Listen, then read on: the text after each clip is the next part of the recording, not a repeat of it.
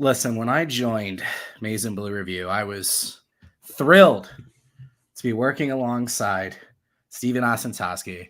When I asked him to let me do this cut-ups film review show with him and Rolling in His Thunder, and he said yes, I was thrilled again. After these last 3 weeks, I have never been more thrilled in my life to sit down with Toski the GOAT, no cap. What's up, man? What's up? I'm the tired, longest couple weeks without an episode of Cut Ups, man. I can't tell you. I've tweeted more in the past 2 weeks than I have in the past year, probably past 2 years overall. Just the level of bozos. Your created Bozos Club is my favorite thing. I created a whole list, the Bozos list, for this. Like, it's the best use of lists in Twitter history. I'm going to go down and say it. But I'm so excited to be here talking actual football because there's a I was top going to five say team. we're talking football today, guys. We're talking football. And honestly, Trevor and Josh have been doing, you follow any of the guys out there, and this isn't a slight to anybody, but I haven't seen anybody else as dead on as what I've seen within the den. So, obviously I'm a Rivals guy, so I'm going to say that, but there hasn't been anything reported there where I've looked at and been like, that wasn't good. It's just facts. And nothing that's come out thus far has been a surprise. So give a ton of credit to yourself, Trevor, for that. Josh, obviously, a big part of that as well, with a lot of great information and factual information. Yeah, so, Josh. And again, like you said, we obviously work for Rivals, Maize and Blue Review. Yeah. Josh, is our boss, if you will. Not if you will, literally. I'm so honored to watch him work every day. I text with him. I'm closer with him than I am my wife at this point. We text all day, every day, working through stuff. Yeah. The amount of pride he puts into what he does and how much he values our subscribers. I had a board post today where somebody was saying something. I was like, I want you guys to know, like, we know you guys are desperate for information and we're never going to take advantage of you. Like, right. We're only going to post stuff that we believe and is credible. We've sourced and, so He's done an incredible job. He has been since this site launched 2 years ago. As his friend, I am so happy to see him get the credit he deserves. So, and I think the last point before we head into analysis, this whole situation has really brought to light the knowers of ball, underlying bias in reporting and people in the media space in general, and those who can leave emotion out of their work and be objective, and those who cannot. That's what this has brought to light. So in all of the chaos, my reporting, I'd like to think, but my tweets, whoo. Hey man, Twitter's a free flow. All right. Yeah. I always it makes me laugh so hard when somebody's like, "Oh, nice job, Mr. Journalist." I'm like, "This is Twitter, bro. This is Twitter, man. Like, it was a joke." Yeah. I have a bozos list. I created a bozos list. If you're taking anything too seriously on there, you might be a bozo. All right. Okay. Toski, hold on real quick before you jump into your analysis, and that's what we're going to do, guys. Please stay. We're going to talk about football. Something really, really important to me. I wanted to talk about it during our episode of Hail to the Podcast, but it was right when news was breaking and it just didn't feel appropriate. So, whoops, I always mess this up. Michael Sadler was a football player for Michigan State. I'm sure many of you are familiar. If you're not, he tragically lost his life in a car accident on his way either to or from, I don't remember which, from a youth camp that he was dedicating his time to for free. I have been fortunate to have met and know and worked with Karen Sadler, Mike's mother, and she is nothing short of an incredible human. How she has handled this unthinkable tragedy and turned it into an unbelievable foundation, the Michael Sadler Foundation, and specifically a project they do called Game Changers. She is keeping Mike's legacy on and helping a whole bunch of kids. And it would just be super, super important to me if you got a moment to go to michaelsadlerfoundation.com to at least learn about the things they're doing. If you are able to donate, thank you. If not, whatever. Even if you can just share it. Karen's an incredible woman. Mike was an incredible person that was going to do a lot of really good things in this world. And it's terrible that he was lost early, but she's doing everything she can to keep that going. So I'm going to keep this Sadler jersey t-shirt that she gave me behind me for this entire episode, just in his honor. So that's great. And we'll post a link to that website here in the chat. I'll tweet it out after as well. I mean, that's a great reminder of what this sport can do, right? And being able to create the memory to go towards some good. A tragedy can turn into something positive, even if it's an unthinkable tragedy. There are ways in which we can all band together, and outside of certain fandoms, it helps, I think, ground us in what the sport can do and what it can provide, and help do a lot of good. So that's awesome that you're working together with them, and it again brings to light what the sport is all about and what it can do, which is a lot of good, and that deserves to be highlighted. So that's awesome. Thanks, Toski. Yeah, you got it. All right, we good for some football? Yes, please. We good for some football. I can't even talk because I'm just ready to get going. Yeah, like, right. How do we even do this? we're hitting play and we're waiting for the app to go. Let's go. There we go. Card handles the snap, feels the rush, lost to the outside. And this felt very fitting for a first play because Michigan only picked up, I think, 1 sack on the day, but it felt like they got it feels like the stat sheet should say 5 or 6 with how many plays the Michigan pass rush really shut down the Purdue offense in key moments. So this is an interesting stunt that Michigan is running. They're doing a gap here twist between Michael Barrett and Mason Graham. Michael Barrett, I mean, he has one of the best success rates on blitzes. So I feel like they only blitzed him, I think, 6 times in this game. You're going to see that grow more and more throughout the season. He is an absolute weapon in pass rush scenarios. But this time it's Jalen Harrell, a guy who, how many times have we said, well, it's not Big Ten season. We'll say in this game, Purdue had a couple injuries at starting tackles, and they were out for the game. But I feel like it's been consistently, even myself probably, discounting some of his performances. It's kind of like wait and see. And he's continued to just prove that he's added a little bit to his arsenal, where he was never seen as a pass rusher. This is just a straight up bull rush. Good right hand right here. He's hooking this, not allowing. I mean, you look at the hips here, right? Where is this offensive lineman pointed? As soon as you have an offensive lineman pointed towards the sideline, you're winning that block, right? You're winning that.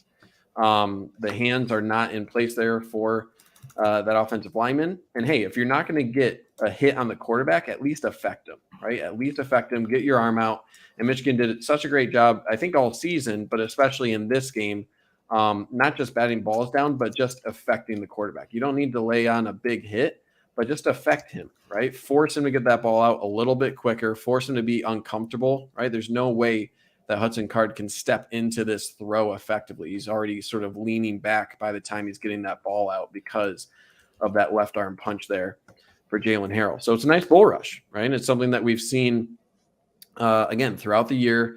Michigan doesn't have a standout end, but they're able to build that in aggregate and almost cause a pick there, right? One of these times, we've seen it with a couple batted balls that do end up getting picked, even in this game, right? There's pressure that turned into a pick for Will Johnson.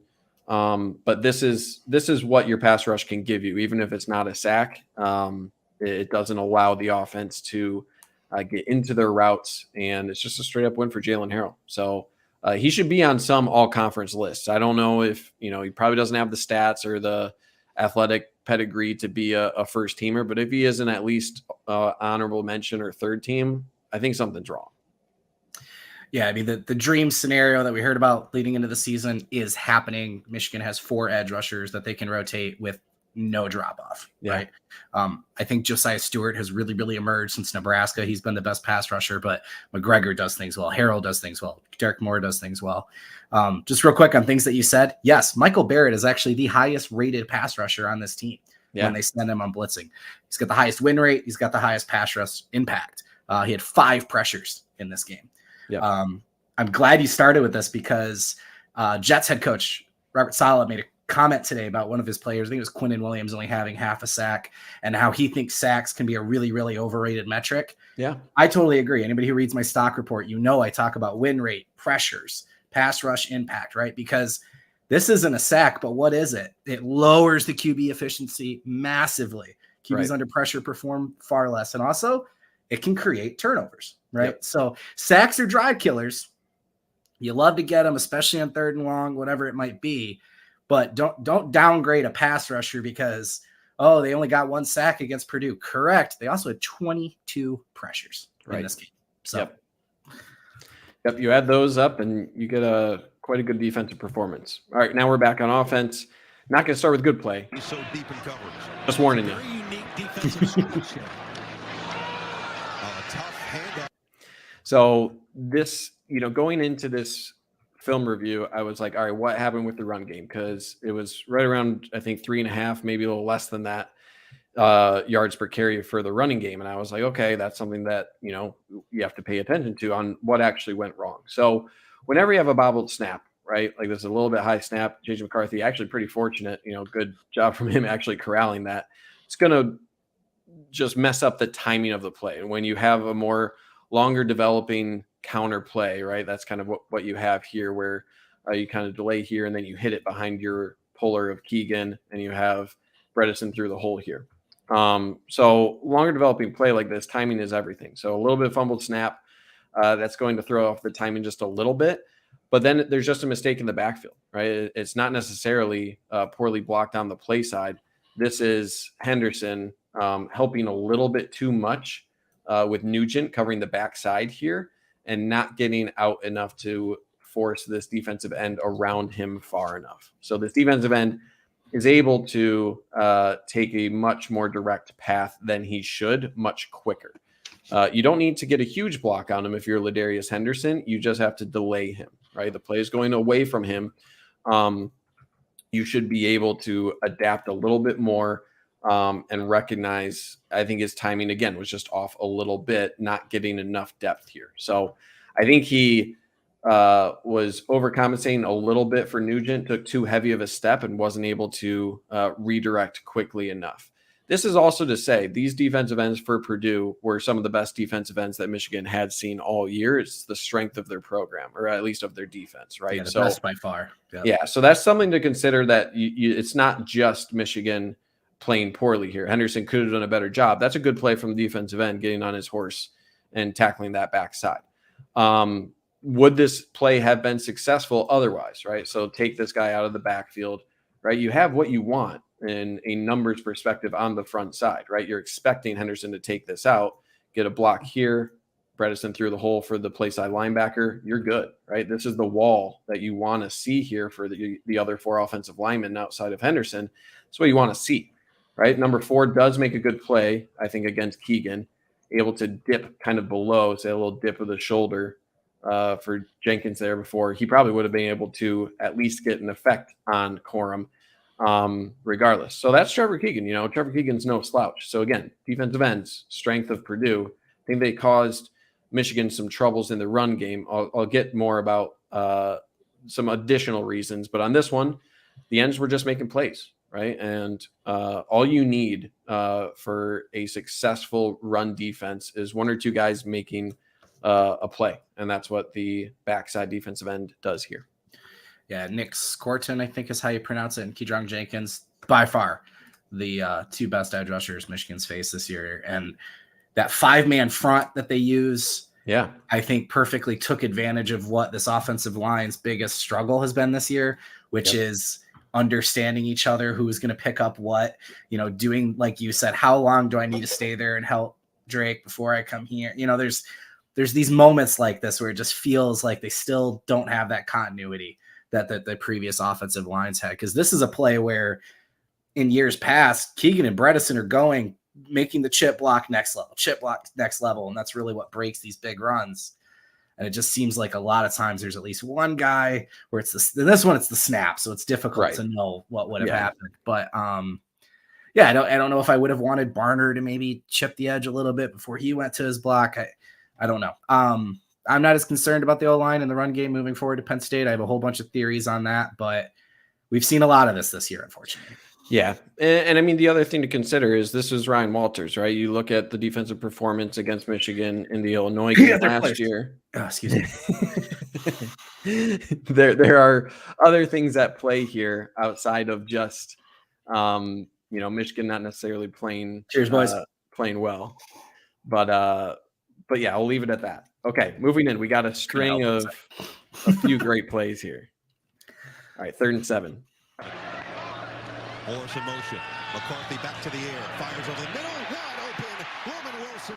And this is it, right? If you're going to go man on man against Michigan, Roman Wilson leaving that much space, right? You need to be perfect or an exceptional athlete in order to even come close to defending that, right? And neither of those things happened a lot, right? That's what brought Roman Wilson a 9-catch, 140-something yard performance, a career performance for him, if I'm not mistaken. So this is easy, what I just like to call easy money, where you are manned up against a safety, a deep safety at that. And look at the technique here, right? You're manned up. 13 is turning his hips this way, and you just have a deep inside cross here, right? There is no shot that most safeties are going to be able to cover this on this route in man coverage. This is just Michigan taking advantage of what Purdue is doing on defense, right? It's just a chess game. If you want to go man to man, if you want to bring 5 men on the defensive line, there are ways to get burned, right? Maybe your run game and your edge players will be able to constrict the run game a little bit, but this is as easy of a 20-something yard pickup that you're ever going to get, right? This is automatic. And this is why Roman Wilson had such a successful day. So you can't say that I am super concerned about the running game without bringing this up in the same breath. You have to rely on Michigan to tie one hand behind their back and say, we're just going to run the ball all over you if you actually want to be successful. When this is there, because they are stressing the one deep safety man coverage all day, you don't apologize for it. You adapt and take advantage of it. You don't want us to run against you? Okay, we'll do this for 25 yards on every drive pretty much. So it is what it is, right? You're not going to be successful with the same thing against every single team because not every defense is going to give you the same look. So good protection here. Pretty simple pass rush, 4-man rush. You have one kind of spy. It looks like this defensive lineman is sticking around in case JJ McCarthy wants to run off, but overall decent enough blocking. It's a good looking pocket here for JJ McCarthy. And that's where the read is the entire time, right? You look at the eyes of JJ McCarthy. He's looking at probably that deep safety initially to see where he's going, and then he's looking over at 13, right? As soon as you see the back, as soon as you see the numbers of 13 here, as he turns his hips towards the outside there, that tells you that's going to be open, right? And it's not the perfect throw, right? It probably could have been a little bit more in front of Roman Wilson, but in a 25-yard pickup, you're not apologizing for maybe a couple extra yards after the catch. So simple man beater, right? And that's the thing. If you're going to live by the man, you're going to die by the man. And Roman Wilson's the guy to attack that. Yeah. JJ on 3rd down, Roman Wilson in the slot, Roman Wilson in the middle of the field against man defense, kind of a perfect scenario for where Michigan has been succeeding this year. So not shocked to see that work. And yeah, good shout on again, what Michigan's doing here. Everyone's like talking about the run game and they're worried about it. You know who respects the Michigan run game more than anyone else? Their opponents. Yep. They are still selling out for the run game and daring JJ to beat him. And they're hoping he'll make mistakes like he did in the first half against Penn State last year. Struggled a little bit early against Ohio State, right? TCU as well. But he's not making those kind of mistakes this year other than the Bowling Green game, obviously. Yeah. He's just, him and Roman are nailing these every single time this year. It's incredible, actually, some of the numbers that are coming out from JJ on 3rd down. And then Roman specifically across the middle, I think it was 5 receptions for 81 yards in this game. Yeah. So he's just unreal doing that. And it's one of those things where, like, I remember 2021, 2022, especially, it was like, okay, we can run the ball, but what happens when that's shut down and we have to pass? And then obviously last year against OSU, we saw that we got some guys who can toast some OSU safeties on deep post routes and whatnot. So it's one of those things where the run game, where it's like, okay, like eventually maybe they're going to drop a bunch into zone coverage and JJ McCarthy's going to be super uncomfortable. But guess what? Dropping more into coverage, that's going to open up certain things through the run game as well. So it's a give and take. You can't, it's not a one size fits all that everything is going to stay the same. You need to adapt, and I don't think this year is any different in Michigan being able to adapt their game plan according to how a defense wants to defend the Wolverines. So that's my from a 1,000-yard in the sky sort of view on it. All right, moving into 1st and 10. Nobody's out with Donovan Edwards. They got a mistake. Now they're late getting there. Let's see if McCarthy can find him. Left it, sideline. Edwards with a step. He's got it. It's a bold strategy, Cotton, to leave Donovan Edwards out there, right? If this is egregious for Ryan Walters to not call a timeout, okay? Like, I'm just going to call a spade. When you have 47. He was too busy looking at the call sheet. When I have 47 running out here against Donovan Edwards with your single high safety, something's going to go wrong, right? Something's just not going to work. You need at least a safety on that guy trotting over 47 who's late getting over there. It is egregious to not be calling a timeout there. That single high safety cannot be expected to cover that. He also takes a terrible angle. And, again, a better throw. JJ McCarthy wasn't on his A game, right? This is maybe a C game for him, which is saying something because he still threw for 340 something yards, right? Yep. So that's when that's your C game, right? That's all right. Like, you'll take it. So maybe a little bit better throw, not as quite to the outside. And Donovan Edwards doesn't have to secure the catch before stepping out of bounds here. But I mean, it's still, you don't apologize for a 40-something yard pickup through the air, right? That's where we're at, where we're criticizing a 40-something yard pickup. So again, that safety is trying to shade a little bit, right? The better answer is probably going zero coverage and actually bringing this guy down, right? But I mean, that's going to open up something else, right? So there is no good solution. And this is it again, right? Like, you take advantage of how a defense is going to play you. You want to man up and you want to have 47 on Donovan Edwards. If he's out of the backfield, guess what? When he's not in the backfield anymore, someone's got to follow him. And when this is your answer, you take advantage of it. And that's exactly what Michigan did. So design play for him, right? That's the only guy really going deep here.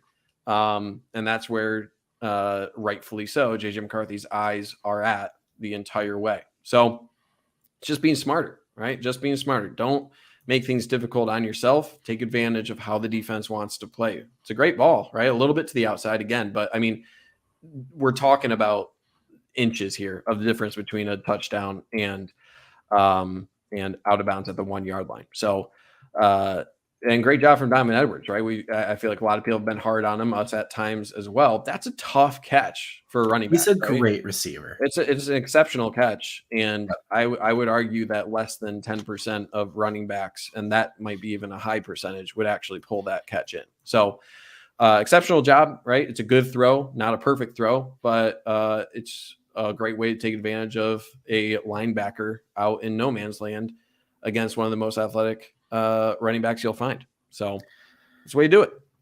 I feel like I've been screaming this all year. Like, when people were talking about using Donovan more in the passing game, they're like, oh, you got to get him in the slot. I was like, no. In the slot, he's matched up against a really physical nickel corner, right? And then he's just a slot receiver. That's not an advantage. We'll just move him to wide receiver. No, he's just a wide receiver then. Right. You need to be moving him to create mismatches like this. Right. And please, more testing him down the field. 27 targets this year is average depth of target. So how far he is down the field when JJ throws to him, 2.4 yards.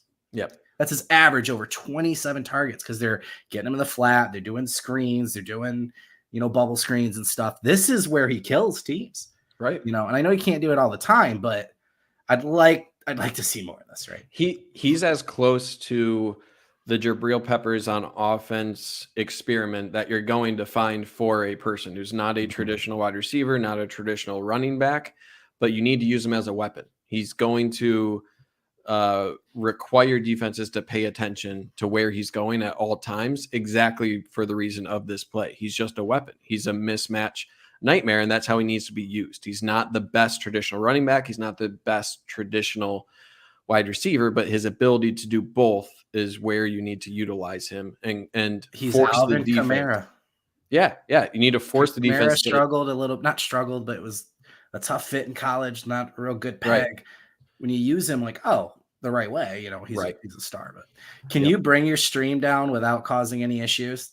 or no? Where I can share something real quick or no? I can. Yeah. Okay. Let me stop. My There's a lot of photographers that cover Michigan football that do incredible work, but one of my favorites is Zoe Holmstrom. And she got what I think is the funniest and most amazing picture from this game during this play. Let me look. This is Donovan's catch, but the Purdue guy just look at him. Creepiest. That's terrifying. I didn't need to see that. Creepiest mascot of all. Oh my gosh. Oh, she posted that picture and I died. So that is terrifying. At Zoe Holmstrom, seriously follow her. Her and then Patrick Barron, I'm sure people are familiar with. They are not picture takers, they're artists, man. The stuff they do is incredible. Oh, that's amazing. Yep. I'm gonna wake up in the middle of the night and just pouring sweat, just being like, oh, to that image, just ingrained in my brain. That's amazing. Yeah. All right, moving in 2nd and 5 here. I didn't put in the touchdown. It was just a Blake Corum, one of his, just 17.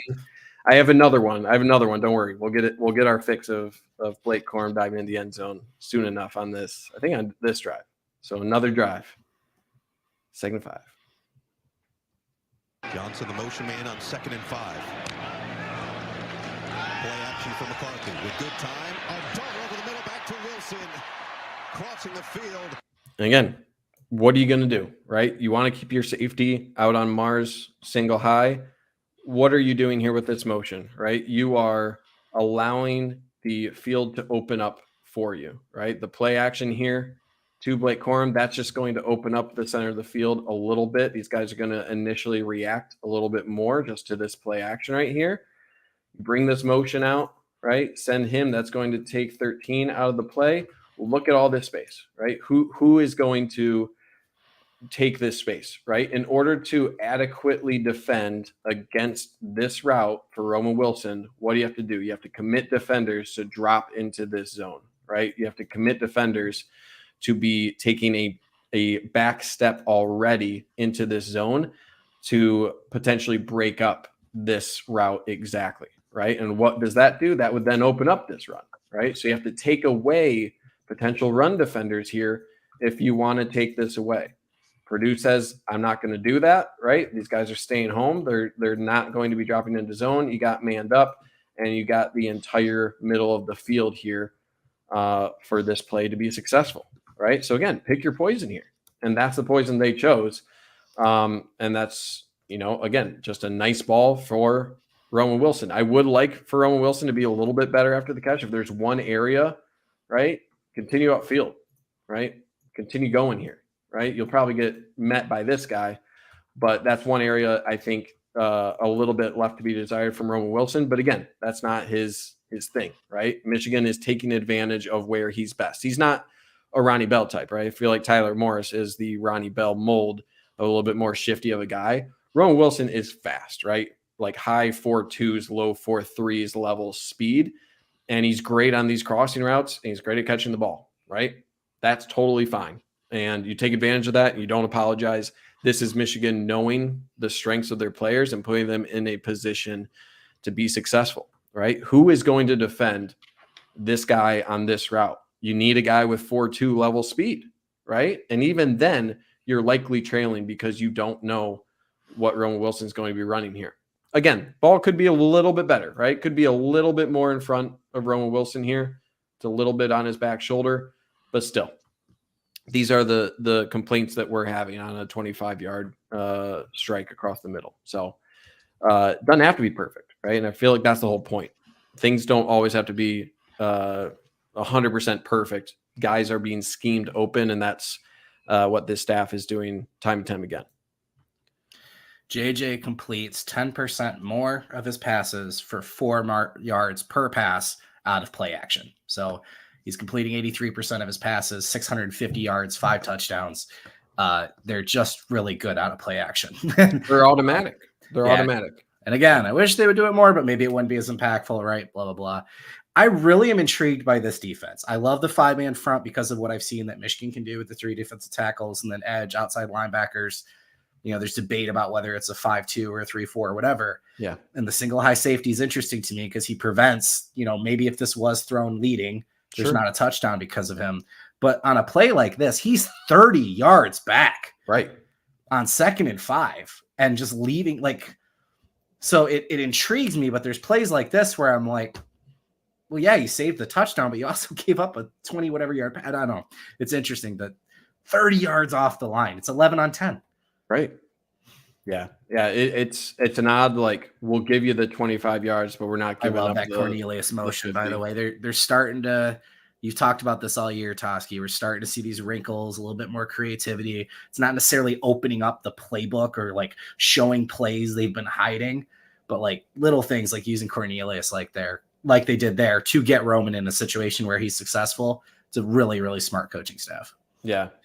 And I mean, Cornelius Johnson was open as well, right? So even if you are in a situation where the safety isn't on Pluto out here and he's actually defending up here, Cornelius Johnson runs a really great route off of this motion and crossing route here. So the second read would have been open as well. So look at that. It's not just this is just for Roman Wilson. Guys are getting open. So if you do have an athlete like Ohio State, has some dudes out there, whatever, that can cover it, it's not like that's the only guy. Like Michigan is able to get open either through schematics with Roman Wilson having just an open field there, but also Cornelius Johnson, who we've known to have excellent route running, and he's continuing to show that. It's just about staying the course, right? Your time will come. All right, let's move into here. 1st and 10, 8 minutes left in the first. Split out in the slot now, motion. Pitch it to him. Edwards through the hole. And this I had as a bad play because, again, I wanted to highlight these plays and take a lot of time looking at, what went wrong, what could have gone a little bit better. And this is a combination of, again, it's usually not just one thing, kind of like we talked about before, where it's the bobble snap, and then maybe Ladarius Henderson could have done a little bit better job. You got to help out if you're 52 here. I was just going to say, what is Barnhart? Where's he going? Barnhart is just kind of not doing his thing, right? But you also have to consider where are you going if you're Donovan Edwards, right? It's kind of twofold, where it seems obvious to us, right now, that both Mullings and Barnhart are looking here.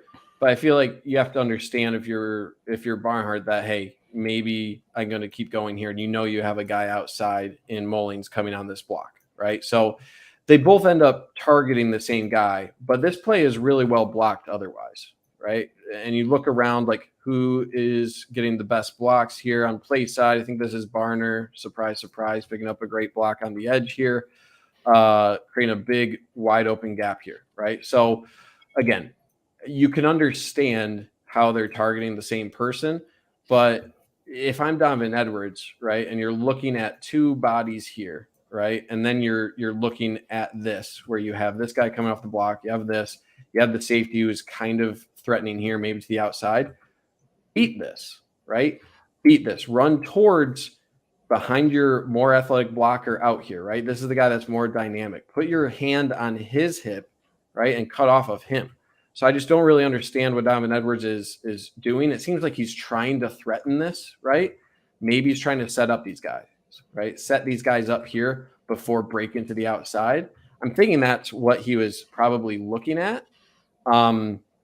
And then just got tripped up by Barner being there, right? But again, that balance is just not quite there for him this year. And it's odd to see where you wouldn't expect here, right? This stutter step, you wouldn't necessarily expect him. You expect him to bounce off of this a little bit more dynamically is kind of where I'm at with this, right? I wouldn't expect him to already be going down at this point a little bit. So he's kind of stumbling, right, off of Barnhart there. So again, it's not just one thing. I think he could have done a little bit better job of recognition that there's going to be a seam to the outside with these two blockers committing here. Right, could have done a little bit better job to get out here. I like that battle against this safety, right? And then you got a block set up on the outside, probably for Morris, I think that is. So again, it's just a couple things, right? If Carson Barnhart's doing a little bit better job on the outside, that helps. If Donovan Edwards is making that decision a little bit quicker, maybe doesn't stumble. So again, it's not everything has to be 100% perfect, but when you have multiple guys making little errors like that, it can limit a play from being a potential big gain into, a 4-yard gain or 5-yard gain. Talked about this earlier. Michigan's offensive line, what they're doing at the second level feels like the biggest, not issue, I don't think that's the right word, but when you see runs that you're like, oh, I did that spring. So you point that out. Yeah. And yeah, I don't know. I don't really know what to say with Donovan at this point. I mean, I'm thinking about some of the best Blake Corum runs we watched last year, and we just obsessed over how it felt like everything was so slow for him. Yeah. And he was already looking at the next move, and you could see him look at this guy and then do this little shake. And like, it was just this art form of constantly looking and evaluating and reacting. And on this play, you can see, you talk about Barnhart and reading it. He never even looks at him. He's staring right at that safety the entire time. And then when he feels the pressure from the other Purdue player and decides, oh, I'm going to bail right. Oh, Carson Barnhart's here. Right. So like, he's not even like aware of what blocks are happening, aware around him, what seams could possibly exist, where he could cut. As soon as he gets past the line of scrimmage, he's acting like he's one-on-one with that safety. Right. Yeah. Now, a lot of times last year, that's what they set Edwards up for. Once he got into the lane, that's what you want. You want that one-on-one matchup that your running back's going to win in spring break or spring a big one. Yep. You're nowhere near a one-on-one yet. And right. he's just not aware of what's going on around him. Yeah. And it's kind of like the opposite of kind of how I feel about Mike Sainer still. I feel like when we were talking about, I think it was against Rutgers, that pick 6 he had where he saw the screen that was coming, right? He looked at his assignment, saw the crack block coming, looked at the wide receiver, recognized he was going on a screen, looking at the quarterback, recognizing this was happening, and he had all of that. This is, you have to recognize where your blockers are going to be, right? Where your blockers are going. And it seems like he does just have a little bit of going tunnel farther vision. Back here. Keep going back. All right. Right. Go ahead and play it a little bit till he gets to like the 45. He's already looking at that safety. Yeah. You know what I mean? Like, yep. So there's so much more that needs to be analyzed and computed. And look, I couldn't do it. Oh yeah. Yeah, right? We're all saying we're watching it. We're of, watching it in slow motion and picking apart little things. And he's an incredible football player, athletic mind. Coaches are showing this so that he can learn from it and build on it. But for a guy that you've seen just kind of not be the same player all year, you're in week 9 and you're thinking, what are you looking at there, man? Right. Yeah. Yeah. And again, this is like at this point, Barnhart should be turning upfield, right? There's no reason to keep running this. Find work, right? Turn upfield. That's a simple thing to do here. I thought this kind of as well. Yeah. Yeah. I mean, it could be, right? It could be. Because even this isn't the best example, but it feels like a lot of the, like, once the wrap up starts, he goes down, right? He's not trying to twist or fight, which again, between Michigan, Ohio State, Penn State, at this point, Michigan's the healthiest team. They are the freshest team. They have the greatest depth. They've developed a lot of players in this early part of the season while they did deal with injuries. They are in the best position yet to beat Penn State and then beat Ohio State again. So that part of the plan is working. But if against Penn State and you need to run the ball and these two can't, then you're going to start questioning, right? Was it the right strategy? So we'll learn a lot Saturday when it comes to that. Yeah, we will. All right, 3rd and 6. What do you do on 3rd down if you're Michigan? You just rely on J.J. McCarthy. From a deep free safety spot. Morris in motion on 3rd down. Swinging to him on the outside. He's got nothing but green grass in front. 1st down and more. And I say rely on J.J. McCarthy, but this is, again, the offensive coordinators doing work. And, again, take advantage of motion, take advantage of man-to-man, and make things easy for your offense. I feel like for almost like a decade, I feel like I've been looking at Michigan's offense and being like, it doesn't have to be this hard. I've always felt like they're just making things too hard. You look around football in general. I felt like I in years past, and this isn't really talking about the past 2 years because, obviously Michigan did much better in this, but Ohio State's offense, especially under Urban Meyer, just made things look easy. Yes. And this is kind of how I feel now about Michigan's offense, where they're using things like motion, they're using things like man coverage exceptionally well to their advantage. Where how do you stop this? How do you stop this? In man coverage, you're setting a guy in motion. Obviously, this guy has to run like hell to follow that. Then you do the little yo-yo. He heads back outside. This guy's caught. right? And you have to head back. Guess what? Not only do you have to head back, hell bent on going back against this, you got a big ass tight end and a big wide receiver going on slants with your two defenders crossing your path here, trying to defend this little yo-yo wheel out to the flat. Good luck. Good luck. This is Michigan setting up their offense to be successful, and this is a play that is doomed for number one. You're doomed. You're not going to get out there. You don't have to do anything if you're those Michigan wide receivers. If you're Colson Loveland, if you are Cornelius Johnson, you don't have to make contact at all. Just by you being here and taking these defenders in this path is inherently going to create an opening here for at least 6 yards, right? So it's one of those things. Doesn't have to be crazy, right? This isn't crazy. This is simple, but it's using the defense against them, right? And there's 31 from Mars, right? This might be a touchdown if not for the 11th defender who I thought wasn't even on the field until just now, just pushing out of bounds. It's another 11 versus 10, man. So it's like, okay, if they want to do that, if that's how they're doing this, right? Don't apologize, just take advantage of it. So that's another thing where you think about different drills and different things where it's like, oh, how actually relevant is the shuttle drill? How actually relevant is the 3-cone drill, right? Those are things when you're crafting up a game plan, right? And you're trying to see who is the best guy to put in this position to do a boom and boom, right? Because the battle comes down to this, your ability to change direction on a dime better than this guy. That's where your 3-cone drill comes in. That's where your shuttle comes in. And I feel like it's not necessarily common to do that, but you can create those advantages, right? You can take those drills and use that to your advantage. Who's the best change direction guy on our offense? Maybe it's Tyler Morris, maybe it isn't, but I bet he's one of the better ones, right? I told like the Ronnie Bell in him, right? Ronnie Bell could change direction exceptionally well. And that's where I feel like Tyler Morris fits that mold pretty well. So yeah, again, make your quarterback comfortable, right? Make your offense easy to run. And that's what this is. I felt like we saw something, if maybe not this exact play, but yeah, man, the Ronnie Bell vibes 100%. Yeah. And then just quick shout out again. This is why you keep Donovan Edwards a running back. Absolutely. Right? Like he's still going to, even as a decoy, get that attention. AJ Barner is going to get that attention. Loveland in the slot going to get the attention. You're a more talented team, right? So like you said, it really doesn't need to be that complicated. Just allow your talented players to make plays. So yeah, if they're going to give you 20 yards on 3rd and 5 or 6, whatever it was, okay. So be it. All right, moving on here.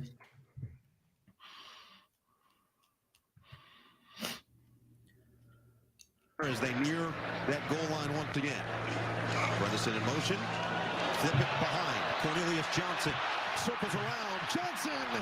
And again, I feel like there are sort of, some script plays here. I feel like Michigan went into the bag here, right? They had a couple scripted plays to attack sort of the between the tackles defense that Purdue has really set up well. And then they decided, you know what, we're going to attack the edges here a little bit. We saw that, obviously the touchdown from Samaj Morgan, you could argue is a similar sort of attack here. And this is one that, again, I feel like took advantage of that. Just a little gadget play, right? And again, use of motion is really clever here, right? You're sending Bredesen again in this yo-yo motion. Send him this way, and then boom, right around, right? Get a little play action here around the outside, right? You set up your block well because 42 is following Bredesen here. So how do you create an advantage? Send him on that yo-yo, right? Say you're going to be able to get to the outside if you're Bredesen quicker than 42. You're going to set up this block really well for your tight end by sending this guy inside, right? And then it's pretty much a cracker place where you send this guy inside here, right, to take out your linebacker. And guess what? This yo-yo is going to be able to take out this defensive back, right? He'll probably initially follow here, then he'll fall off. That gives plenty of time for Bredesen to work to the outside and pick up that block. So it's great play design, right? You're setting up that linebacker to be blocked from Barner. There he is, right? And then boom, you have a fullback in Bredesen against a much smaller defensive back. Good luck. If you get engaged, right, with Bredesen here, you're going to go for a ride. Now, Bredesen could have probably done a little bit better job, right? Could have stayed engaged a little bit more, but still successful, right? This is blocked through to the safety. And, you know, I feel like the only criticism you could have is, and it's not even really a criticism, it's good luck for your offensive lineman trying to get down, right? He does harass the safety a little bit, but this is ultimately the guy who makes the play. When you're blocked through to the safety pretty much, and that's the guy making an ankle tackle to save a touchdown, you're doing all right, right? That's the last line defense. They barely made it work there. I was wondering if you were going to get Blackledge's inappropriate drawing on the screen there. Okay. did I? Yep. There you go. Nice job. You know, I'm not going to. This is a PG show. I love AJ Barner. He's the best blocking tight end in football. He's so good. And then another tendency breaker, man. 1st and 10. This is going to Blake Corum. How good does 13 feel? He sheds it and sets the edge, and he's ready to go after Corum. And then there goes Cornelius Johnson. Look at this. Just textbook by 13, and he's like, damn it. Yep, he gets right here. He's like, oh, I'm going inside. He's got it right here. I'm going to follow behind, and then whoops. Yep. It's right about there where he's like, uh-oh, I'm in trouble, right? Yep. And you are. And this is the thing I like about the Michigan run game moving forward. I think we'll see more JJ, more RPO. Yeah. You have 4 wide receivers that can run end arounds. Right. Legitimately. Cornelius, Roman, Samaj Morgan. Wait, who am I forgetting? Oh, my God. Tyler Morse. Tyler Morse. Yep. So I think about Ohio State and some of the stuff they do when it comes to wide receivers. And yeah, just a good way to get to that. What was he thinking? I don't know. Anyway, I think he was just doodling. I'm done doodling. Right. Yeah. Here we go. We got the dive. All right. I told you we'd have Blake Corum dive. Here we go. And boy, this Michigan offense hard to stop right now. Back to Corum. And I mean, he damn near dives like 4 yards here. Where does he take off? Right around. Yeah. He's jumping from the 4-yard line, and he just soars. And this is like, you know, you got to feel for. And I do feel for Donovan Edwards. I feel for even Khalil Mullings a little bit, but I mean, Blake Corum has just such a nose for the end zone. It's crazy.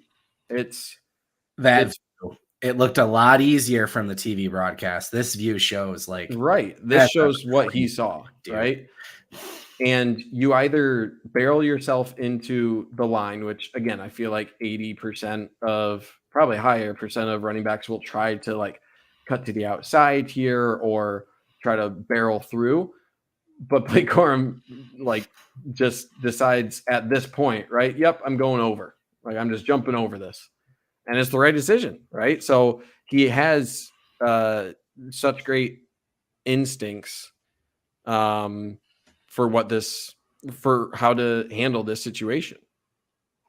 So anyway, it's just he's a guy who deserves that many touchdowns because of how efficient he is at finding the end zone.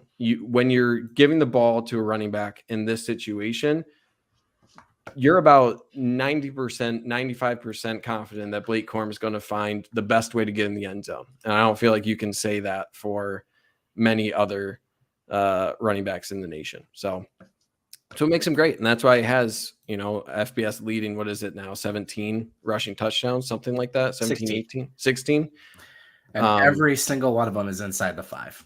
Yeah. That's, and he's again, good at, man. He's a short yardage back, you know, he's not getting 25, 30 carries a game. I think if he still got over a 5-yard average at like 15 carries a game. So again, him healthy against Ohio State, him healthy, hopefully in a playoff matchup. We'll see how it plays out. You're not getting a lot of Blake Corum this year, but you're getting enough of him for him to make an impact doing Superman stuff like that. Right. Yep. He's a little guy. That's a hell of a jump, dude. He's a little guy. Just a little except for those dude. Legs. I guess that's not shocking. He can jump, but he's got them thighs. All right. That's a weird thing to say. Moving into the defense here.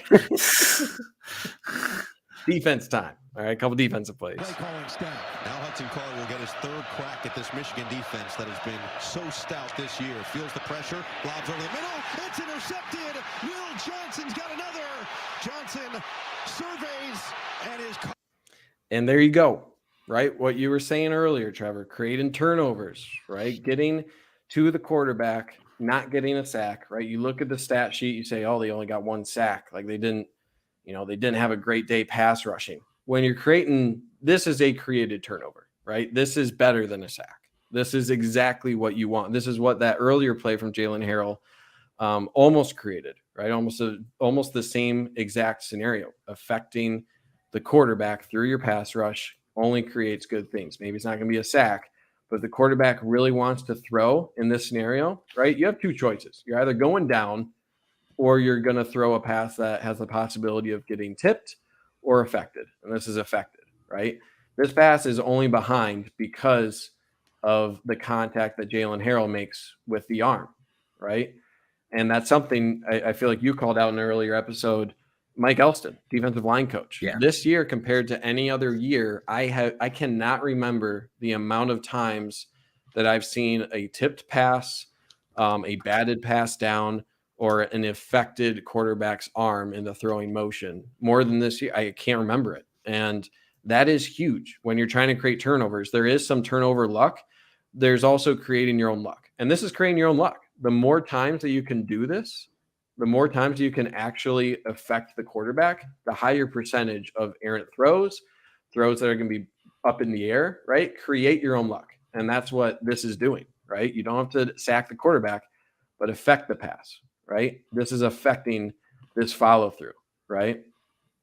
Just not able to get the same strength. You're not able to step into the throw. It's amazing he did that much, actually. Right. Yeah. It's a pretty good throw considering. It's not a bad throw. Like it's literally right at the time of throwing, right? Right at the, like a split second after the ball is thrown. You are appropriately affecting that pass. So, I mean, is it luck, right? Is this like, I guess I say luck where it's like, this is something that is causing a pass to not go where it's intended. Now, is it lucky that it ended up being just right behind the wide receiver where Will Johnson is? You could argue that. You could argue that's exactly what Michigan was going for, right? So just an exceptional play.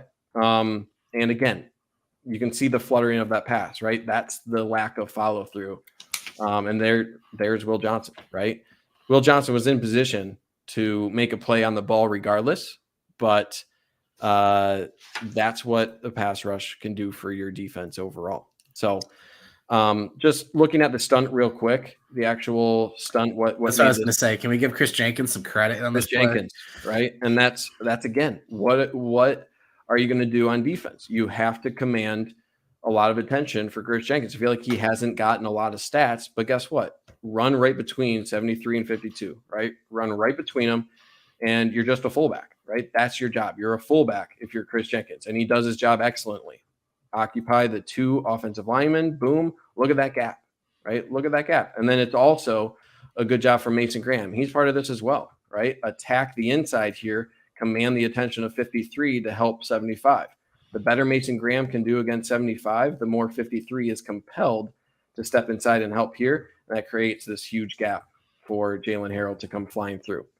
So again, it's the dominant nature of Michigan across the defensive line and having both Chris Jenkins and Mason Graham commanding attention, right? 53 doesn't even look to his left here because he's realizing, hey, I might need to help 75 here.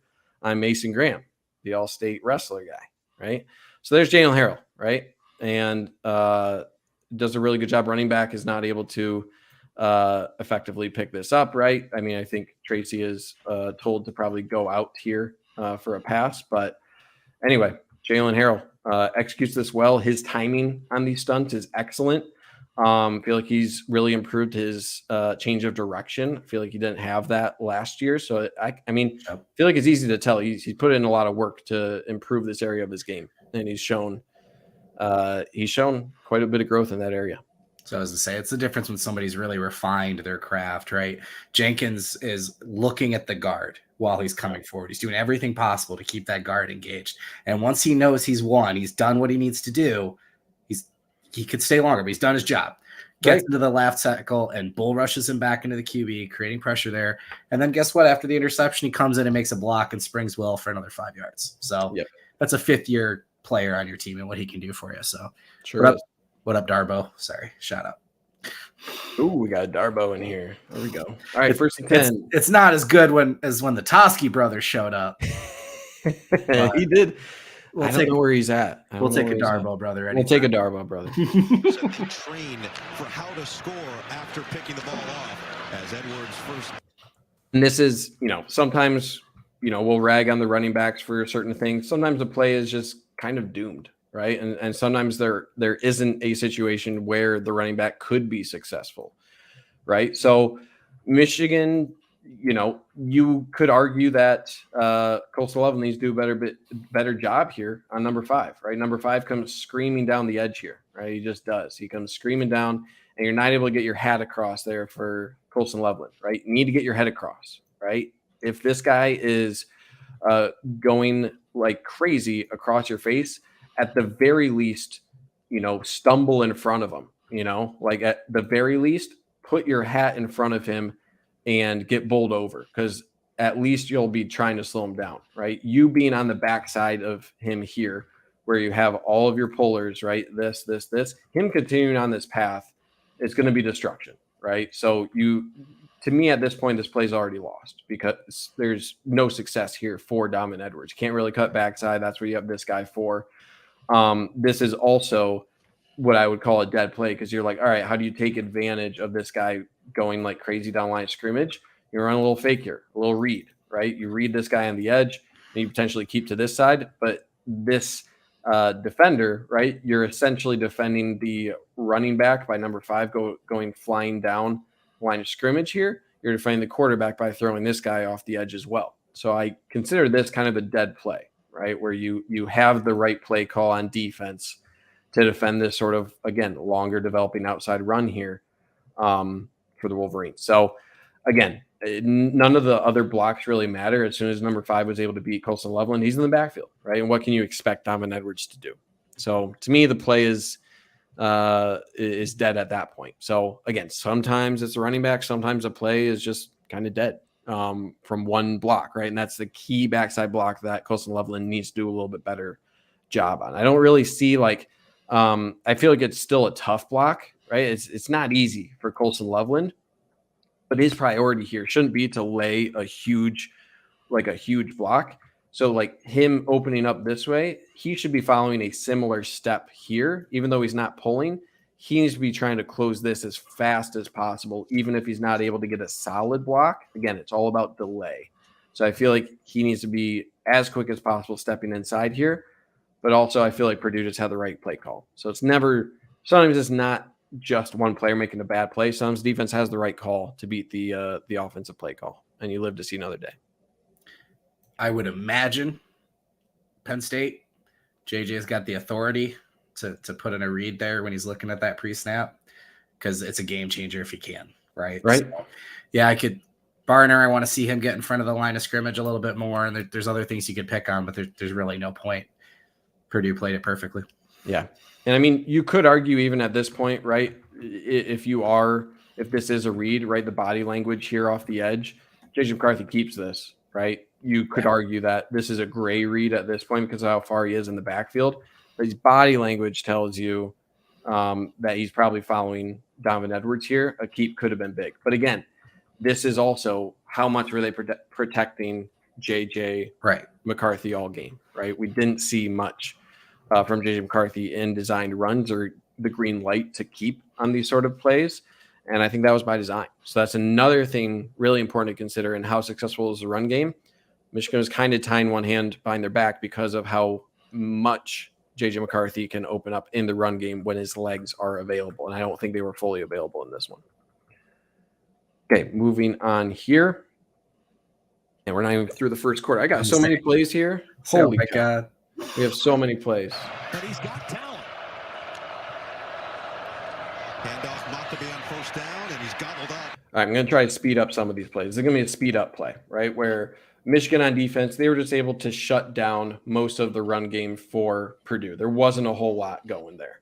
And this is just a really exceptional job from a blitz here for Barrett flying through here on this gap created from the pull-in lineman, right? And that creates, watch the hesitancy from Maccabi, right? That lineman's not able to get across and prevent Barrett into the backfield. Boom. Now you're kind of running into your own offensive lineman, and your edge player is there on contain as well on the outside, Jalen Harrell, right? So that's created just from, again, it seems like it's a designed play call, right? It seems like it's a design blitz, but it's, again, perfectly called. Sometimes the defense has a call that just works against that offensive pull. So create a situation where Maccabi had really nowhere to go.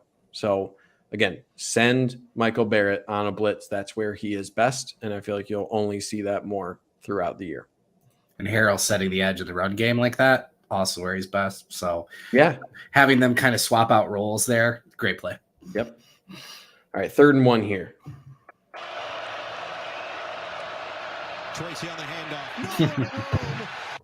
And I feel like this happens with Brain McGregor, where he'll make a play or two, and it'll just make you like you blink for a second. You're like, was that Aiden Hutchinson? I was just going to say it. Because he just throws this guy down, right? He throws this guy down. And this is just him completely olaying Tracy or Mock. I don't know what that is. Downing.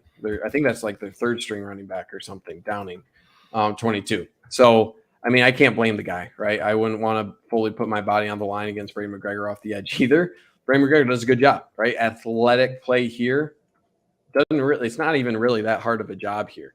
It's just kind of olaying this running back, and you're done, right? You're done. So it's a good job play side, right? This isn't all Brain McGregor. You look at the movement into the backfield on the actual play side. These guys are moving. Like Mike Barrett's getting good movement from the inside here from Chris Jenkins. You have Mason Graham staying up against a double team admirably. They're all doing their job, right? And that doesn't give an out for Tyrone Tracy to go anywhere else but down.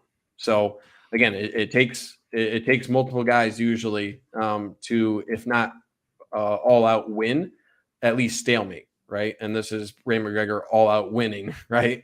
But the other guys doing their jobs on the outside as well. And Jalen Harrell again, and Michael Barrett. We just talked about him. Michael Barrett. Yep.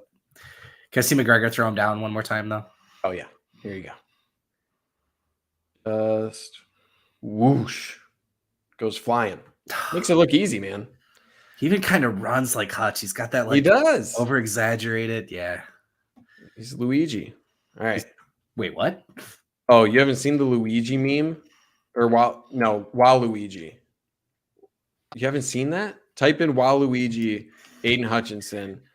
Do that while I'm breaking down the first part of this next play, and you'll know exactly what I'm talking about. 5-yard penalty at least.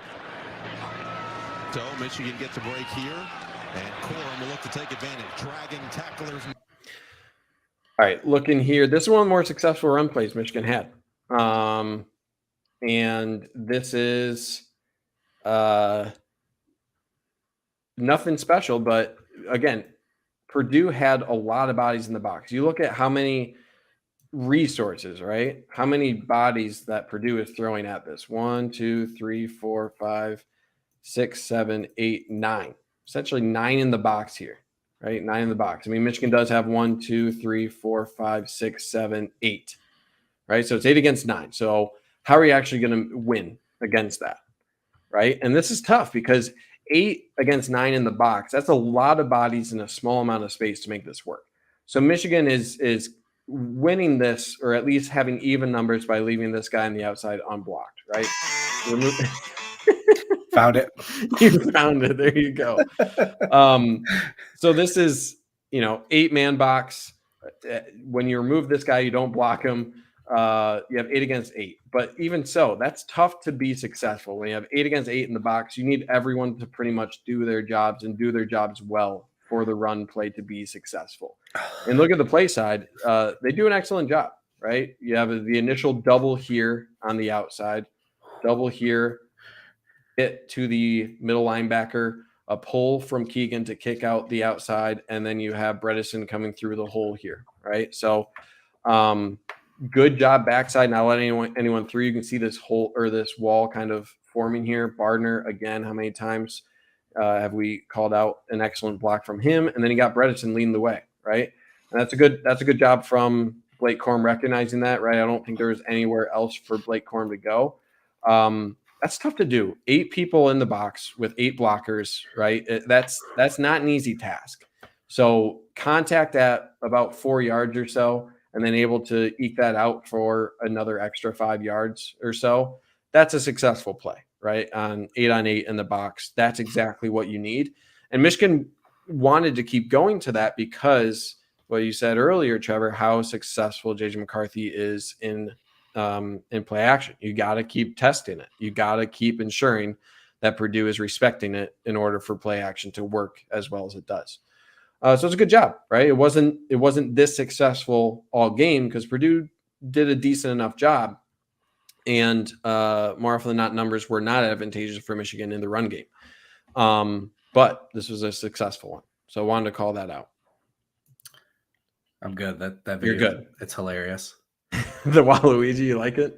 It gives me the same uncomfortable vibe though that Wemby does. Oh yeah, I can't watch. I think he's incredible. I can't watch him play. My brain can't compute. It's terrifying. There was a video of him warming up with, I'm going to say, a normal guy, like 6 foot, just like a staffer for San Antonio, who was like pushing him off or whatever. Yeah. And he's like knee bent and his hands are on the ground. And he's just like, he was built in the lab. It's unbelievable. And then, anyway. Exceptional athlete. So that's him. He's Waluigi. There just so good. His last name.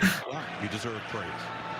First down for McCarthy. Swing it to the outside. Edwards again. But he dropped. This is a bummer, right? This is a good pass, right? And give some credit for Purdue, right? This is another scheme open for Donovan Edwards, right? And they actually they did a good job defending this, right? They bring over, I don't know exactly what position this player is, but he does a good job, right? He's on it from the outset, right? He's lined up here. He recognizes this, and he guards this wheel pretty well, right? So give him a lot of credit for defending this, right? It's good recognition for JJ McCarthy saying, you know what? It's not beat over the top. This guy had a good reaction. He's got good positioning, back shoulder, right? And that's exactly where the ball needs to go. Just sometimes you got to be a little bit stronger with your hands. But again, the defender was there, made contact, and was able to force this ball out, right? So, again, who is this? Is this more of like good on the defense or bad on Donovan Edwards? Probably a combination of both, right? You can't defend that much better, right? He gets his arm in on between the hands there of Donovan Edwards. I would just say that's good defense. Can't defend that much better. Maybe, Donovan Edwards could have a little bit stronger hands there, but I'd put it like 70% good defense, 30% hold on to the dang ball. That's right. That's where I stand on that. But not every play is going to be 100% successful, right? Sometimes good defense does win. And meanwhile, do you think he's recording the signs? Here we go. We got to – I'm just kidding. This big time guy. Okay. I had to throw that in just because I saw the red light. I was like, oh boy. Okay. So yeah, I mean, Donovan Edwards, right? Maybe attack the ball a little bit more, try to shield off a little bit more, but good play from 21. I'll give him that. I'll give him some credit there. Right. I'm sorry. I couldn't get more than an hour without working. Sorry. No, you're okay. You're locked in. Whoever has actual like reporting things to do most of the time. So I'm just happy he's here to assist. Okay. We got 3rd and 8 here. 3rd and 8. After Morris was put in motion, McCarthy a dart. The one thing I was upset about with the broadcast, and maybe you guys in the comments can back me up on this. I feel like they were unnecessarily difficult for JJ McCarthy. Is this pass inside? Yeah, it should be to the outside shoulder, 100%. But there were a number of plays where it's at least some percentage on JJ McCarthy, some percentage on the wide receiver. Not every pass is going to be perfect on location of which shoulder it's supposed to go on, right? It's a good route from Barner, so I don't give him any flack here. This is exactly what you need to do, right? That's an NFL route. If the throw is to the outside, I have no doubt he's going to catch it. But that throw is still on his body, right? Is it to the shoulder he's not expecting? Absolutely. But it is not what I would characterize as a terrible throw. It's just on the wrong shoulder. Still think that's more than a catchable ball here, right? You show this to most people and they would say, yeah, you got to catch that ball. Goes through your hands, you catch that ball. So I think they were unnecessarily difficult. The broadcast was on him.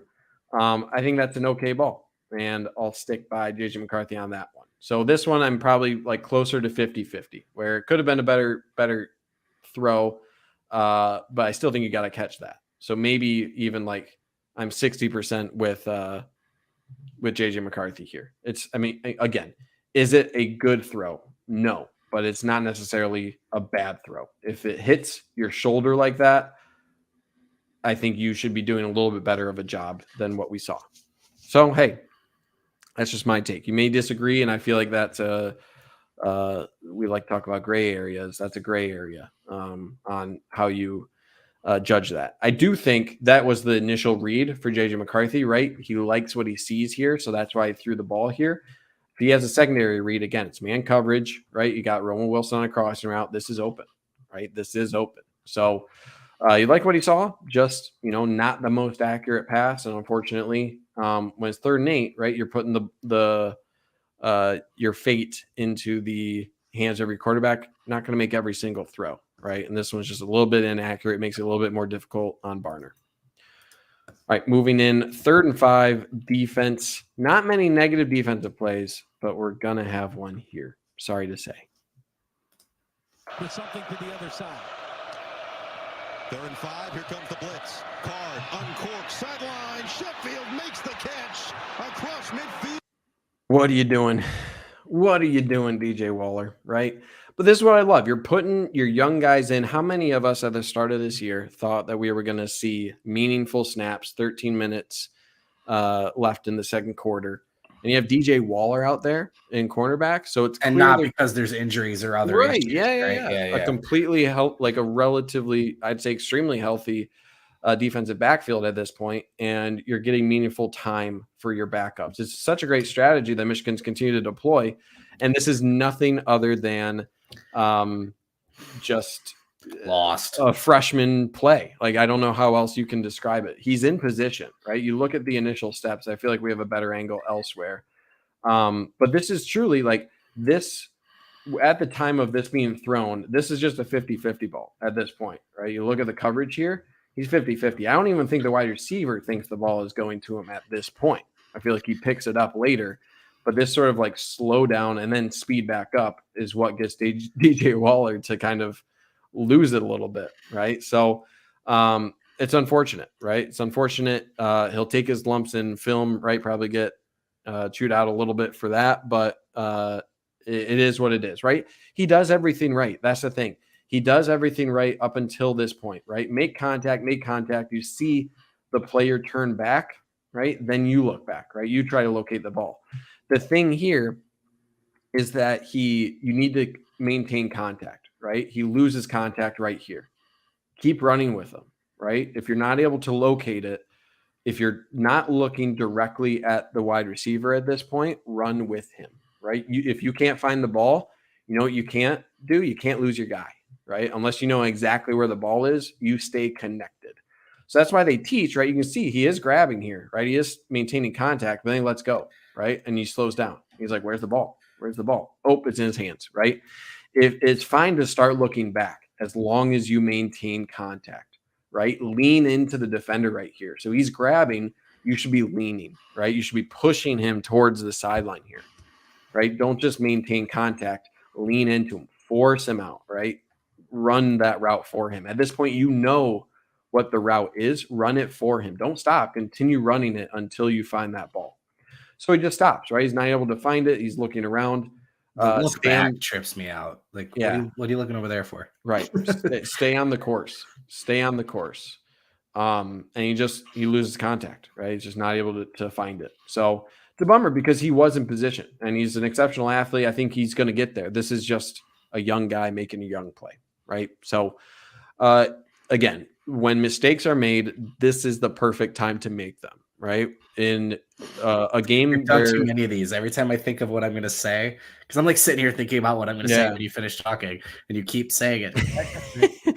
That's the time to do it, man. Yeah. That's the time to do it. And I feel like we've had that multiple times this season with young players where it's like, hey, man, you're going to make mistakes.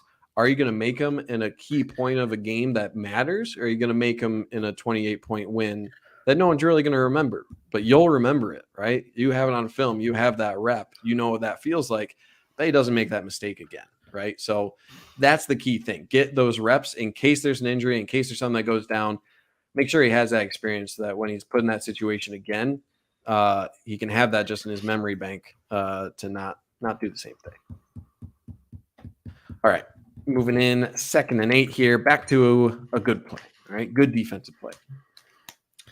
They might do that if they felt there was a problem. Play action for Card, and he just gets rid of it. It may have gotten hit. Again, I'm going to keep including these because I feel like a lot of people will continue. Maybe compare last year's sacks to this year's sacks. This is, it's not going in the stat sheet as a sack, but I can't tell you how many times this has happened all year affecting that pass, right? I don't know how many times you get here and you're like, oh, he almost got there, right?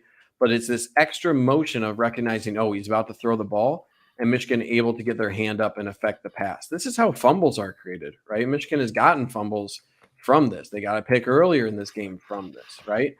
So many great things can happen by doing that. And Michigan's timing has just been exceptional. You mentioned Josiah Stewart has just come on stronger and stronger each year or each game. This is such a great move, right? A little power to speed move around the outside. And again, just exceptional technique. They all Michigan's edges do this really well where they're able to rip through with that underarm and then get that outside arm free and boom, affect the pass. They've been doing that so well. So that's great, right? That's great. That's on a 3rd down, that's as good as a sack, right? At midfield, that's all you can really hope for. So that's exceptional play. So again, doesn't go in the stat sheet as a sack. This is just an incompletion, right? It's just as if he threw it away. But the effects of this are so much bigger and will cause so many more opportunities for turnovers, for fumbles, for interceptions down the line that you have to be encouraged about it. It's not just effectively an incompletion. This is going to continue to create more turnover opportunities for Michigan in the future. He's just been a different player since Nebraska. It's unbelievable. He has. Yeah. All of it, nearly all of the pressures and things like that he's accumulated has been only since Nebraska, and he still grades out as like one of the top 5 pass rushers in the Big Ten. He's easily Michigan's best, and just in terms of efficiency and pressures and the win rate, pass rate stuff that I love so much. This is exactly who we thought he was going to be when he came here. So, I mean, that engage and pull move, I mean, that's just so much of what he did at Coastal Carolina. You can just tell he's comfortable.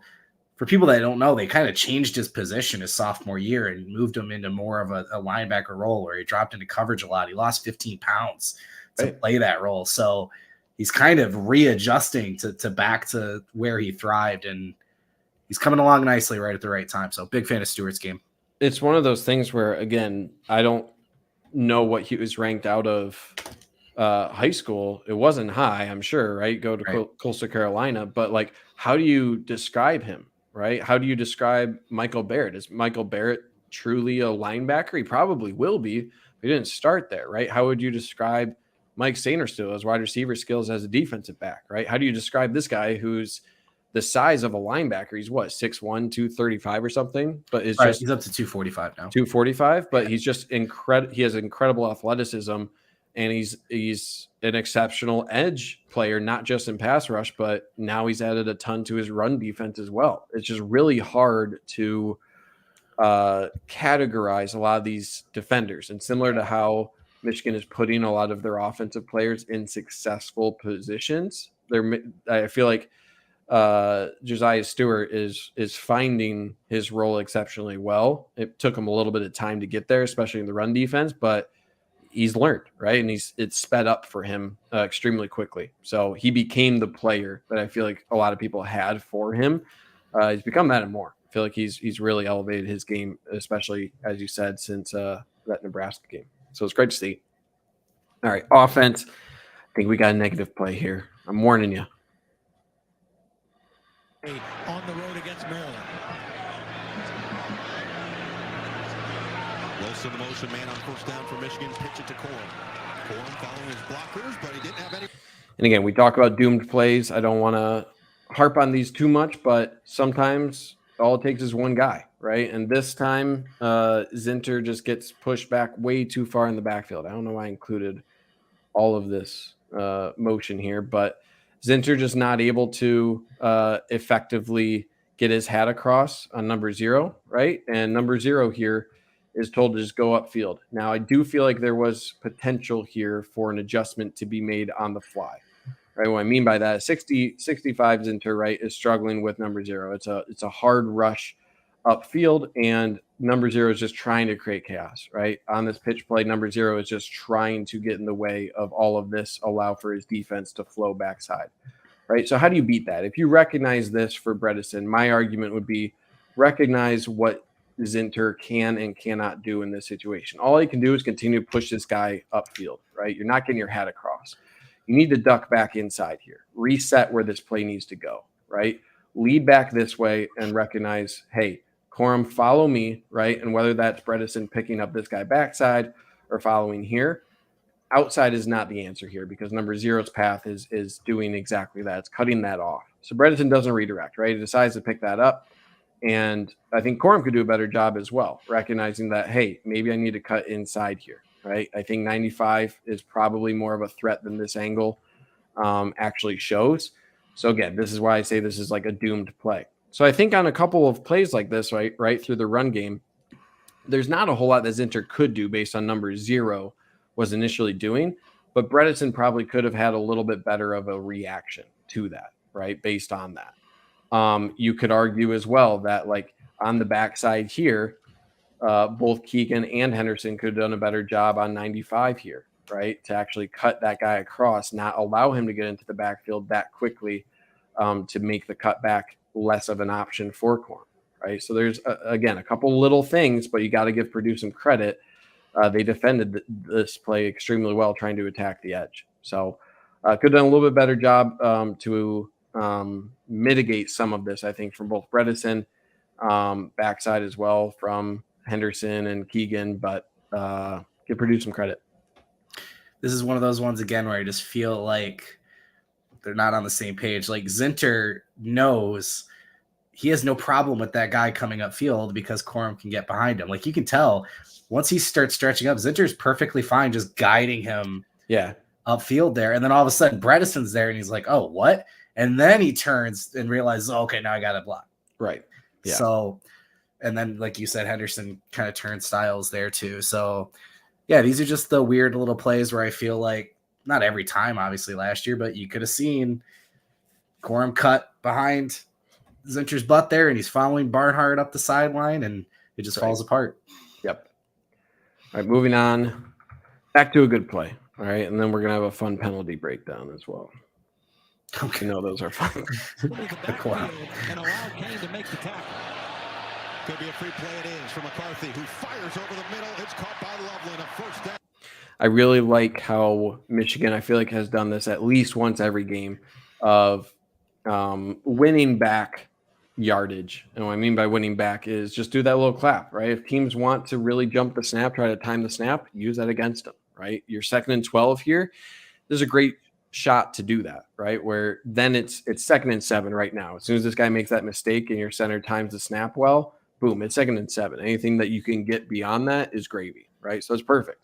And it's a good time to do that, to try to get that 5 yards back, because at worst, it's going to be 2nd and 7. You're back to on schedule, and you're not behind the chains on 2nd down.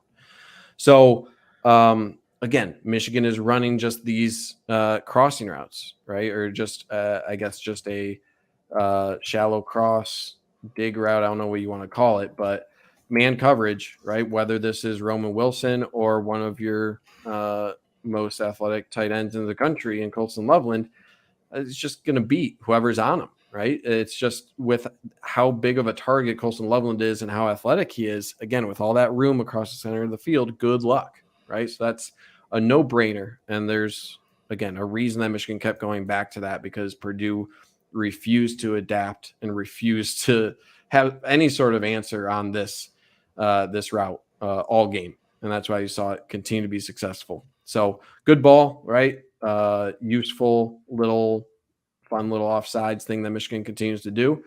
And that's money, right? Make your offense look easy. He's a wide receiver trapped in a tight end's body. Yeah. Like, that's another thing. How would you describe him, right? He's 6'5", 6'6". 5'6", 6'6", yeah. Yeah. He's moves got at potential 4'5", 4'6". to be, I mean, it depends how he gets used, but he's got potential to be like a Kyle Pitts type player in this offense. I mean, 100%. We've talked about this before. If Jake Butt tells you he's already way ahead of where he was at this point in his career, then okay, you're doing something all right. He's probably pretty good. All right, moving into, I'm going to say this is the worst penalty call that I feel like I've ever seen. I'm going to say it. And I watched the Crown Higdon in 2018.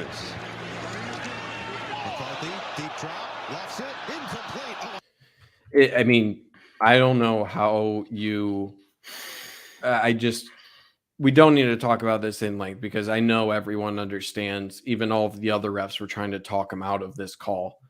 To call this a holding penalty is honestly one of the funniest things that I've ever seen. If it's not funny. Again, if it is not funny, if it's a game that actually matters, I'm singing a different tune, right? If it's a game that was actually close, but it's ridiculous. Like, they need to like not actually tar and feather this guy, but like there needs to be like an actual reprimand for this guy calling it. It's crazy. Is it Gangs of New York? And then it shows like an actual tar and feather scene. I didn't realize like how actually freaking terrible it is. Yeah. And I love the breakdowns of Harbaugh here. He's over the top. He's coming over the top. Hey. Look at that chaw. Who called it? You see him pointing at. He's talking to this ref. So who called it? Who called it? And he's telling on his buddy. And then I love this one. He's just like, I didn't see it, man. No, you see the ref go back. The ref literally goes, I didn't see it, man. Yeah, watch. I didn't see it, man. Okay. I didn't see it. Oh, okay. Yeah. I didn't see it. Yeah, right there. He came over the top. Oh, he did? That's crazy.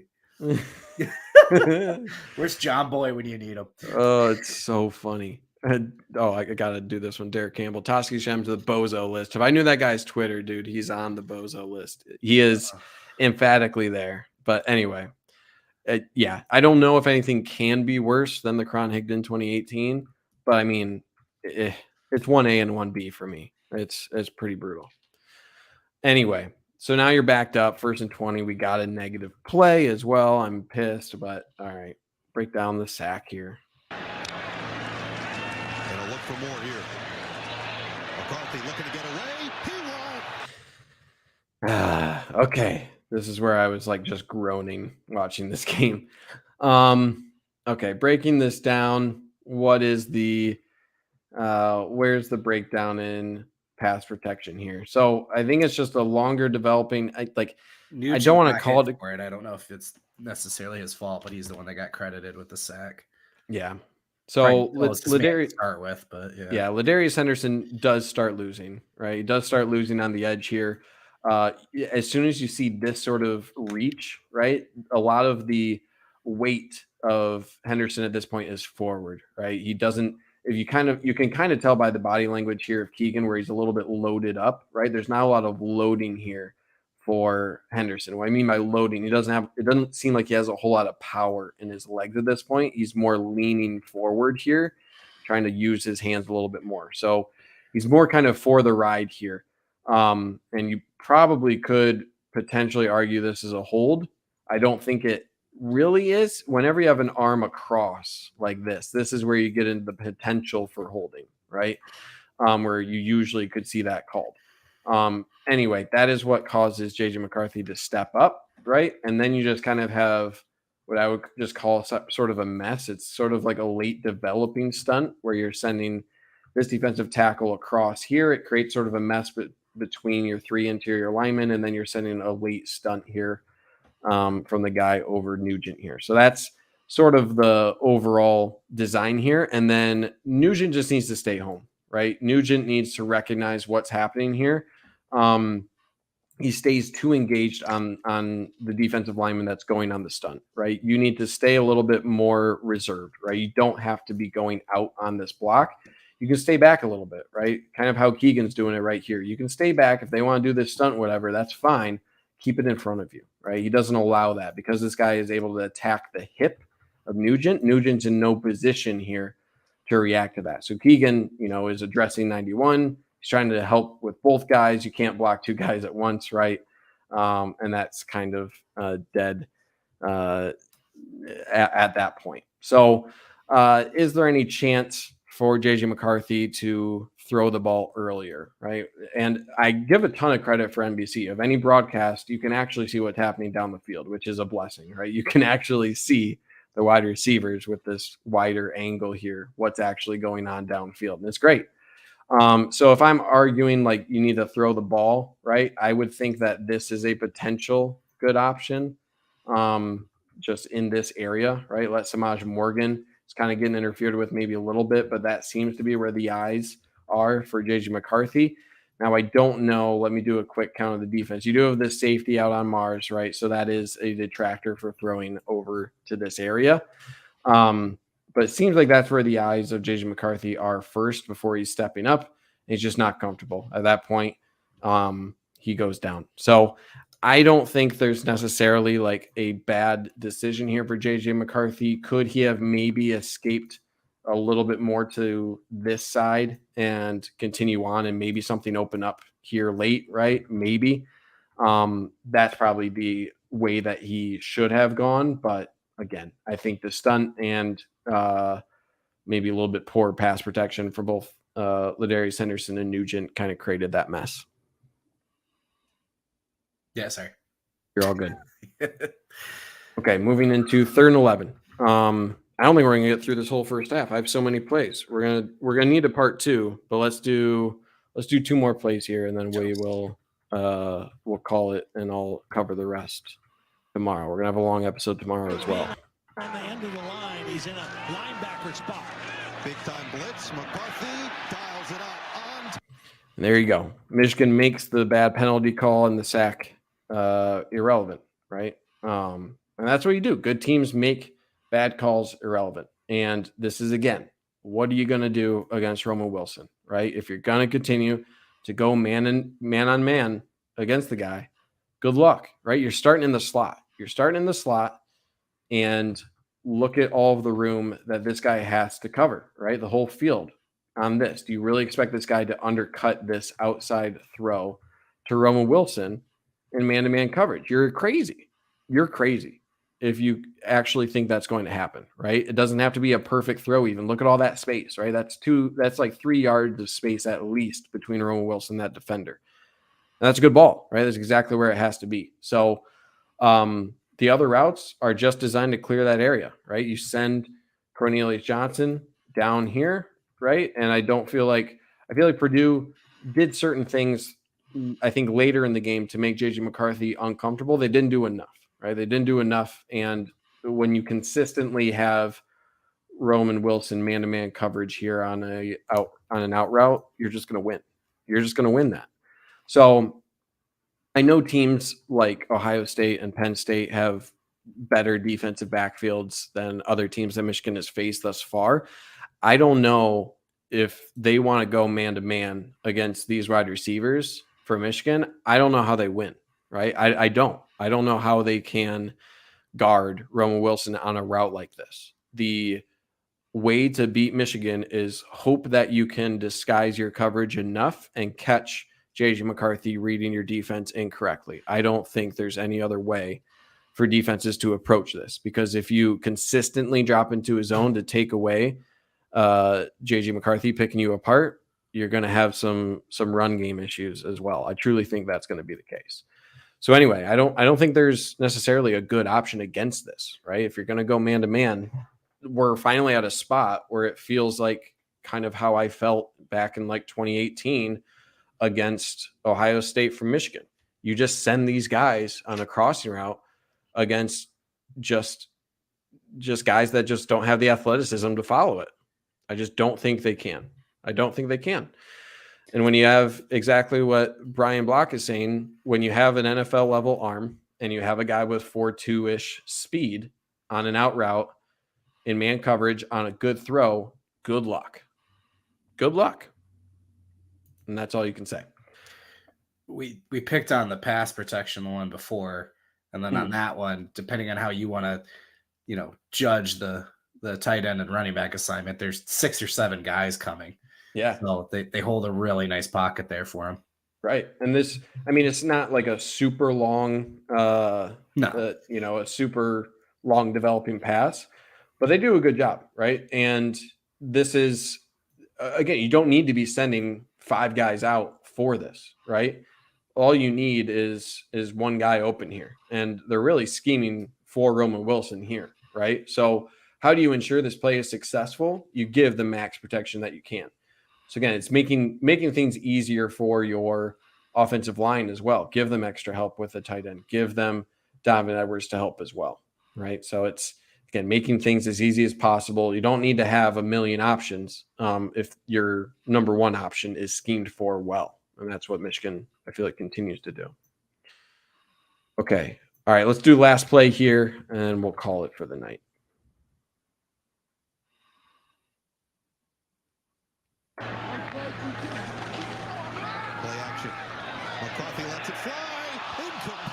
Oh, it's going to be a bad one. Sorry, we'll end on a bad one. And this is, a little bit of me saying, catch the ball. All right, catch the ball. The broadcast was like, oh, and the ball's like just out of his reach or like a little high. You pause it right here and you tell me you got to catch the ball or do you not, right? And I think you have an argument here if you're at the height of a guy's jump. If this is as high as a guy can jump and this is full extension, that's difficult, right? I'm not saying this is an easy catch in general, but you look at the feet here where Cornelius Johnson is landing. I feel like this angle provides a little bit better view. I don't feel like he timed his jump necessarily that great, right? He's not that high off the ground here, right? You look at where he's landing here. He's not that high off the ground.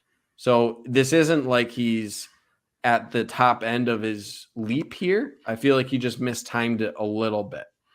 So yeah, he had to go up. Yeah, he had to catch the ball. When it goes through your hands like that, and it's probably not at like your full vertical, right? Because the guy's super athletic. I know Cornelius Johnson can jump higher than that. So when you combine those aspects, you got to pull it in, right? So this is one of those situations where, of course, it's not all on the wide receiver. There's plenty of room here, right? When you're breaking it down, what's the best view? You got plenty of room here on the full broadcast across the middle of the field here, right? It's a great route too. There's a lot of separation there. So there's a lot of area that JJ McCarthy could have thrown this. It didn't need to be where it was thrown, right? If there's a safety coming over the top here, right? Then you can understand throwing it high or something like that. If there's a linebacker or whatever, there's a lot of room. So throw doesn't have to be that difficult, but I put this 80% on Cornelius Johnson, 20% on JJ McCarthy. When it goes through your hands like that, not at the apex of your jumping ability, you pull that in. So it's a bummer because I feel for him too, because, we all know what Roman Wilson has been able to do this year. It's got to be frustrating to see all those touchdowns. And then you have this opportunity, right? And it's maybe not the perfectly thrown ball, but you still feel like you should have caught it. I feel for the guy, right?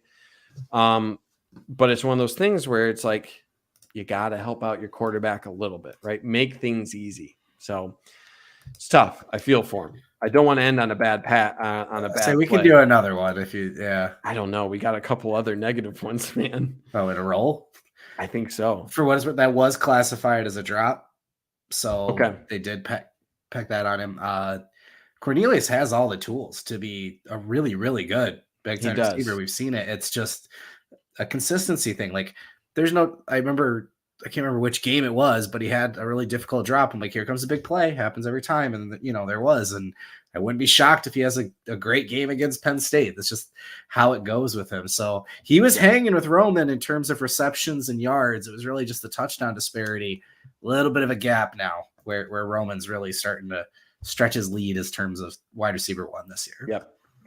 All right, we are going to pause it there because I have a lot of negative plays. Oh yeah, the second quarter was terrible. It was a bad quarter, so I don't want to just harp on them, but we'll kick it off tomorrow night with some of the negatives, and then we'll get into the rest of the game, which had plenty of positives as well. Absolutely.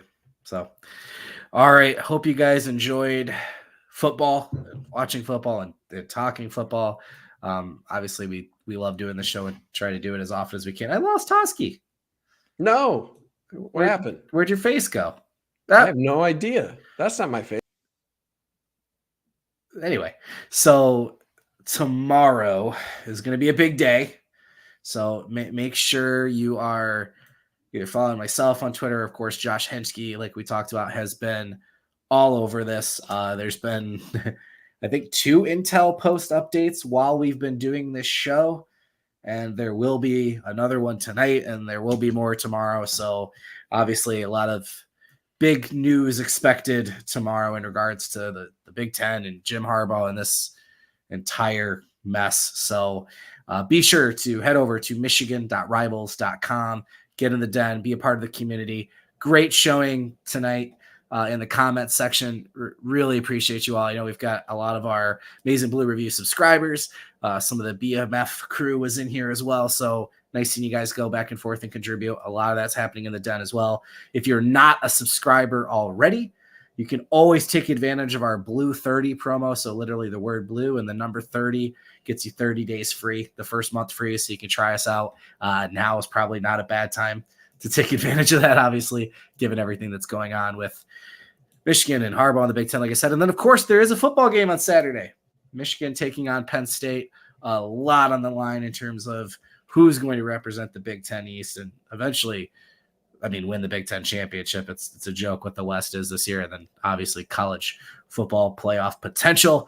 Toski, are you audioed and just not videoed at this point? Can you still hear me? I can hear you, yeah. Okay, I don't know. My camera must have given out or something. Are you going to the game, Trevor? Which game? This game. No, Brock's going to be there. I will be there for Ohio State, but Brock will be. It's great to see a game at Beaver Stadium, to go to Happy Valley. I think it's a really cool experience. The rest of that experience is terrible. That campus is in the middle of nowhere. I'm telling you, I'm there. I'm going to be there, and it is. How many games have you and your wife gone to this year? It is a drive out there, man. It is a drive. You're driving? Oh yeah. Try flying in there. It is. It's point. A nightmare. That's the point. Middle of nowhere. Terrible, dude. It's 6.5 hours. The Airbnb or whatever is like 30 minutes away from campus. It's middle of nowhere. So anyway, hopefully it'll be fun, but we'll see. We'll see. Well, I always like doing cut-ups for games that you were in attendance for, so that will be nice. Absolutely. Yeah. So, all right, guys. As usual, make sure you're liking, subscribing, doing the notification bell here on YouTube, so you know when we go live. Like tomorrow evening when Toski comes back to finish up the terrible second quarter and get into some of the good plays that happened in the third quarter. And again, please make sure you head over to michigan.rivals.com. We are loading up with intel for the evening and heading into the morning. It's going to be an interesting couple of days. Just remember, there's a team playing on Saturday and support Michigan football while they're dealing with all this chaos. But otherwise, we will see you guys soon on the next episode of Cut Ups.